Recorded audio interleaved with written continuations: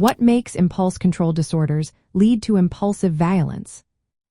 Imagine a person who feels a sudden surge of anger or the urge to act without thinking. Sometimes, this rush can lead to aggressive actions that seem out of proportion. That's what happens with impulse control disorders. These are conditions where people struggle to hold back their impulses or aggressive urges. They might act on feelings of rage, steal things they don't need, or even set fires just for the thrill. But what makes these urges turn into acts of violence?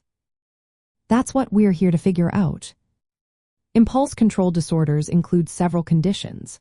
For example, intermittent explosive disorder causes sudden outbursts of intense anger. Kleptomania makes someone feel an irresistible urge to steal, even if they don't need the items. Pyromania involves setting fires for excitement, and trichotillomania is the compulsive pulling out of hair. All these disorders share a common theme: difficulty controlling impulses that can sometimes lead to harm. Now, what pushes these disorders toward violence?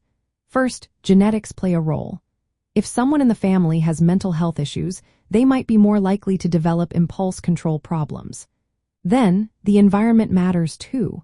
Growing up in a violent or stressful setting can make it harder to manage impulses. If a child faces abuse or trauma, they might develop maladaptive ways to cope, which can include aggressive behaviors. Biological factors are also key. Brain chemicals called neurotransmitters help regulate mood and impulses.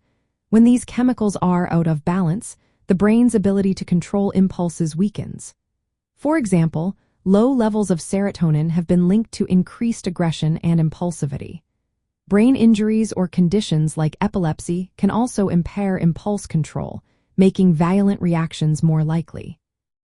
Certain risk factors increase the chance of impulsive violence. Being male, having a history of mental illness, or experiencing head injuries all raise the risk. These factors can make it harder for a person to regulate their emotions or control aggressive urges. In the world of crime and true crime stories, understanding impulse control disorders helps explain why some individuals commit acts of violence without fully planning them.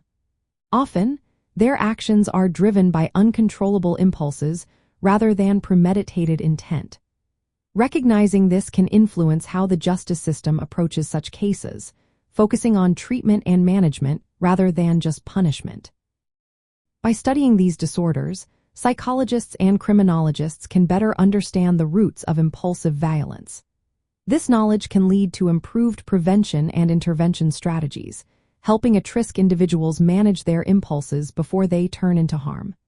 It's a reminder that behind many acts of violence, there may be underlying psychological factors that need attention and care.